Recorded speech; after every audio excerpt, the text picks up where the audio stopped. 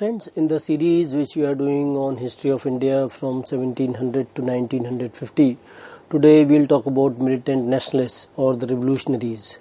That how revolutionaries, they definitely played an important role in the Indian freedom struggle, where through their heroic deeds they created an imprint on the masses, and so many people, those who were part of the revolutionary movement, how the men and women from different parts of India, they came together in the framework of doing some kind of an activity which was related to the secret societies, which was related to create some kind of a terror among the British. And in that context, they attacked the British treasury. Sometimes they also attacked the British officials, so that any kind of an operation which was being committed by the British rulers, they could answer them in some kind of a manner in which the British perpetrated that kind of a crime. So we find that they were also not very satisfied with the kind of politics of the moderates as well as the extremists. They realized that the extremists were not able to create that kind of an impact, though they made those kinds of demands, or they talked about that Swaraj was their birthright in that sense. And we find that they took upon themselves, and in the framework of the Irish nationalists or Irish revolutionaries, they also got in terms of attacking the British officials.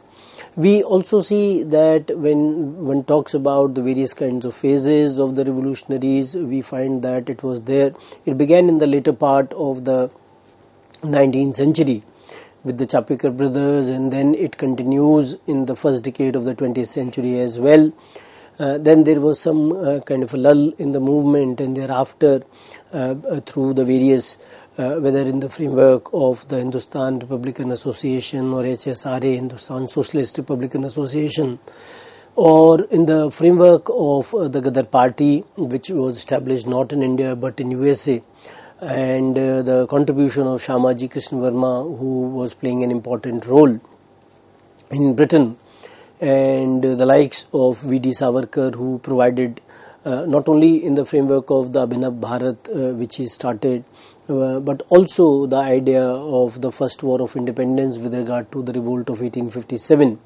So all of them, they in a way contributed to this kind of an idea where the militant nationalism took roots in India. And we also find Madam Bhikaji Kama, Bhagat Singh, Rajguru, Sukhdev. All these people, those who were in that context, were known as the revolutionaries. British, on the other hand, called them terrorists for that matter, and because they were terrorists for not for the Indians but for the British in that sense, because their history writing was in such a manner where anything which was inimical to the interests of the Raj was being rejected by the British. We also see in the framework that when one is trying to find out or locate the contribution of the revolutionaries, we find that B.L. Grover's work, A New Look at the Modern Indian History, the material from NCERT and IGNOU, and Shekhar Bandyopadhyay's From Palasi to Partition, all this can be referred when one is talking about the contribution of the militant nationalists in that sense. And we also find that when it's talking about the kind of methods which they employed, whether they looted the government funds to finance their activities, or the kind of ideas which they had in the context of the earlier politics of the moderates and the extremists, where they suggested that they will not be able to in a way yield some kind of a results, and because when they were not able to yield the results, then only they became discontented with that kind of an approach. And as we already told you, that how the cult of violence and individual heroism was important in the framework of the radicals or the revolutionaries. And when one is trying to see the kind of leaders, those who were there in the context of the revolutionaries, we find that so many of them they contributed in that sense in the ideas which were associated with the revolutionary activities. We also see that when one is talking about the kind of approach which was followed by the British with regard to the oppression of the masses, whether not only in the framework of the Swadeshi movement but also in the various kinds of activities which were being undertaken by the revolutionaries or the people, those who were associated with the national movement, we find that the British always wanted to oppress any kind of an activity which was not suitable to them, and how we find that leaders like Aurobindo Ghosh, they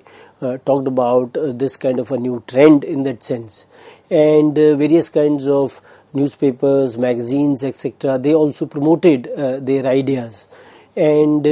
when such kind of ideas, they were being expressed through the press, then people also took note of them. In many of the activities of the revolutionaries, they also created some kind of an interest among the masses. And when people like Yugantha talked about force must be stopped by force, then it was in a way understood by the masses as well, that they have to in a way resort to some kind of action on their own part.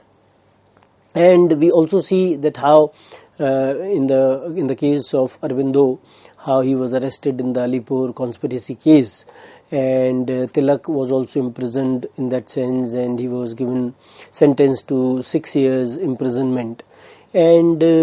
when one is talking about the contribution of the youth in that particular region, especially Bengal, when we talk about, so youth was not happy with the kind of suppression of the colonial government, and they were very annoyed, and they wanted to in a way initiate some kind of measures by which they could have some kind of measures which in a way force the colonial government to yield in a certain manner. So we find that during this particular period, whether the moderates or the extremists, they tried to do something out of the situation where they were trying to seek concessions, but they were not able to mobilize masses on the large scale. And we also find that the people or the young population of Bengal, in that sense, they also engaged in the assassination of the unpopular British officials as well. So they wanted to create some kind of a terror among the officials, and they also wanted to raise the consciousness of the masses in that sense. So any kind of a fear which was there among the masses, and the masses how they were feeling, some kind of an inertia was to be done away with the kind of action which was to be taken by the revolutionaries. We also see that during this particular period, the kind of activities in which the revolutionaries indulged themselves, it also created some kind of a terror in that sense among the British officials, and how the throwing of a bomb by Khudiram Bose and Prafulla Chaki on a carriage, it was seen some kind of a trend which was to be followed in other regions as well. But unfortunately, Kingsford could not be harmed, and two women Kennedys, daughter and mother duo, both of them, they were being killed in this. But it was during kind of an attempt at that during that particular period. We also see that how when government was in a mode of repression, we find that various secret societies, they were being opened, and these secret societies, they indulged themselves in all sorts of assassination, and they also wanted to engaged in the Swadeshi dacoities to finance their purchase of arms. And at that point of time, when one is talking about Bengal, then we find that Anushilan and Jugantar were the important secret societies of that particular period. And Vanchi Ayers Bharat Mata Association in Madras was another organization, and how it killed an official who had ordered firing on masses who were agitating against police custody of leader Chidambaram Pillai. So we find that in different regions of India, whether the north or the south or eastern part, the revolutionaries, they were ready to sacrifice themselves. How people, they also got mobilized when they saw that some of the people, they were ready to sacrifice themselves for the cause of the nation. And in that context, various bodies, they definitely played an important role. As we talked about Anushilan Samiti, that during the Swadeshi movement in Bengal, the several Samitis or volunteer corps, they became popular, and they were engaged in diverse activities, whether they were talking about the methods of passive resistance or the ideas which were talking about Swadeshi, the way they were providing the physical and the moral training to its members. So all these activities, whether in which these Samitis, for example Anushilan Samiti we are talking about, all of them they engaged, and how people also they got mobilized because of these activities. Whether we also find that 19th century and the earlier part of the 20th century was also a period where a number of famines they took place in India, and they were as a result of the colonial policies. So these Samitis they also engaged in some kind of a work to provide some kind of a relief to the people, in that sense, those who were victims of these famines and the epidemics which were happening quite frequently in India at that point of time. We also see that how they in a way managed the village societies as well, and a number of handicrafts fairs and arbitration courts, etc. They were also being organized by Anushilan at that point of time. And we see when one is talking about Anushilan Samiti, how it was being established by Pramod Mithar and Arvindo Ghosh emissaries from Baroda, Jatin Nath Banerjee and Barindra Kumar Ghosh, who founded this society in 1902 in Calcutta. And we find that the activities they were largely restricted to the physical and moral training of the members as well. And we also see when you talk about these kinds of Samitis, the kind of activities in which they involved themselves, for example, a number of abortive acts which misfired as well, a plan to murder first Lieutenant Governor of the new province of Eastern Bengal and Assam, Sir B. Fuller, that could not take place. And so we just cannot question their intentions, their aims, or the kind of consciousness which they had with regard to the independence of India. Many times because of the shortage of men and material, many times shortage of resources, we find that many of the activities in which they wanted to involve could not take place. But at the same time, we also have to realize that the British rule was so oppressive in nature, and despite that, these people they were ready to lay down their lives. Itself was an important contribution from the side of the revolutionaries. And Sumit Sarkar has argued that the Dhaka Anushilan Samiti, which was established by Pulindas, it focused from its establishment on the secret training of its members through the physical culture and the formalities of the initiation vows. They were drenched in Hinduism. So during 1808 to 1809, we find that due to the state repression, open Samiti either vanished or converted into a radical secret society. So what we find that the kind of transformation of these Samitis like Anushilan took place because British they were engaging in all sorts of oppression. So openly when Samitis they were functioning in a certain sphere, now they had to convert themselves into some sort of a secret society. We also see that how Hemchandra Kanungo, he went to France to acquire military and the political training which he acquired from a Russian expatriate in Paris.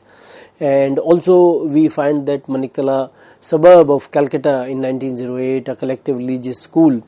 and a bomb factory was established at a garden house. So all these kinds of activities definitely were in a way pointing towards a situation where more and more people would engage into the revolutionary activities. And many a times as we talked about, that all these people many times they lacked all sorts of training when they engaged in such kind of activities, and many times they were not all that careful as well, because of which we find that certain people they were being caught by the police, and how such kind of an activity also led to the others they were also being caught. So in that case we find that people like Aurobindo etc. they were also being in a way arrested by the police, and how they were being tried as well. And apart from them, we also find that in the Alipur conspiracy case, 34 people they were being arrested, apart from the Ghosh brothers, Arvindo and Barindra, who were tried in the Alipur conspiracy case. And we find that during the court proceedings, Narendra Gosai, who had become a prover, was murdered in prison as well. So these kinds of activities in which the revolutionaries engaged themselves through some kind of a systematic organization of the various committees, we find that they could also recruit people from different regions, those who were ready to contribute from this point of view. We also see that these bodies definitely engaged in certain kind of activities in a way in which they wanted to mobilize the masses, and they wanted to also secure some kind of funds for themselves, because unless they will have money, they will not be able to in a way invest that money to purchase arms and ammunitions to fight the British. And we see that how they wanted to in a way secure money from the government treasuries, and how they wanted to even loot or in a way take the government machinery to ransom in that manner, and how the government was also retaliating through the violence to these groups. And we find that some kind of an stagnation could also be seen, which was the result of the regular factional and personal squabbles within the revolutionary groups as well, because not all of them, they were functioning in a collective manner. They had their own personal squabbles or egos, and because of which we find that Yugantar and Anushilan Samiti's enmity was concerned as well. In that sense, we find that both these samitis, they were also competing with each other in that sense.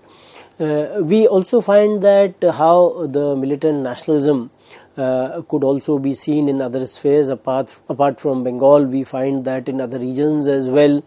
For example, Lord Hardinge, who was the Viceroy of India, an attempt was made on his life by Raj Bihari Bose on 23rd December 1912. And the objective of the revolutionaries in the various parts of India was the freedom of the country from the colonial rule. And they also believed that the Western imperialism could simply be eliminated by the Western methods of violence. And that is why they supported the cult of revolver and bomb. So how these people, when they realized that the Western imperialism or the British imperialism was some kind of a bane to the Indian civilization, and that is how they wanted to in a way eliminate the British from India. And they realized that unless British they will be thrown out of India, India would not prosper. And apart from that, they also realized the nefarious activities in which the colonial rulers engaged themselves, and they in a way believed that they have to answer the Western imperialism or the British imperialism in the similar manner of the violence in which they engaged themselves in India. We also see that when people from across section of society, especially youth, they joined these societies, which were the secret societies for that matter, then they were ready to sacrifice themselves for the sake of the country. And we also find that how people, they were being trained in terms of usage of the arms and the manufacture of bomb as well, because unless they will get this kind of a training, they will not be able to create some kind of firearms for that matter, or they will not be able to in a way handle those firearms which have been secured by the revolutionaries. So the secret societies, when they were functioning in such a manner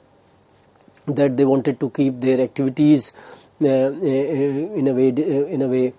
that the British, they do not come to know about these kinds of activities, because then if the British will come to know even through some approver, then also they will be very hard on these revolutionaries. So they had to maintain this kind of a secret amongst themselves. Apart from that, we also find that the British network, in which not only Indians, those who were working in the various departments of the British, which were established in terms of administration and police, we also find that during this particular period, a number of people, they were also in a way providing some kind of information to the British as well. So this made the task of the revolutionaries difficult when some kind of information regarding them was provided to the police and other government agencies. We see that how during this particular period, when we talk about the origins of the revolutionary activity or the militant nationalism, then the first political assassination of the Europeans was taken by Chapekar brothers, Balkrishna and Damodar, on 22nd June 1897 at Pune. And the object of the assassination was Mr. Rand, who was the president of the plague committee at Pune, but Lieutenant Ayst was killed. So we find that how the kind of injustice which the people felt at the hands of the British, it was being reflected in the kind of violence in which people indulged, and Chapekar brothers were the first one, those who wanted to secure some kind of revenge from the British, because the British at that point of time, they were sending troops to check the houses of the civilians for the plague afflicted people at that point of time. Apart from that, we also find that V.D. Savarkar definitely played an important role when Mitra Mela was organized in 1904 in Nasik,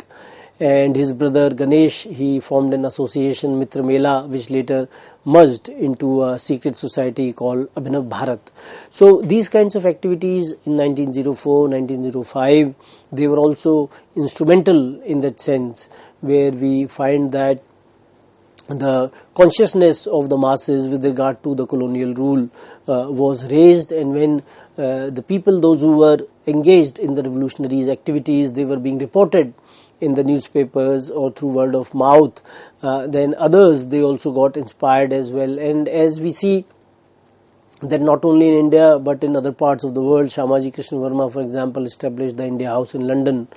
and he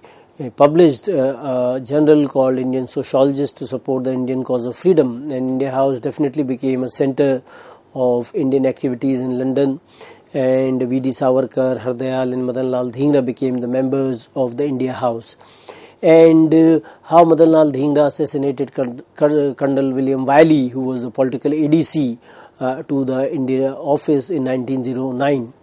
And we find that Madan Lal Dhingra was hanged there, and Savarkar was deported to India, and Krishna Verma settled in Paris after that. Apart from that, other leaders like Ajit Singh, Madam Bhikaji Kama, they were also important revolutionaries, those who were active in other European countries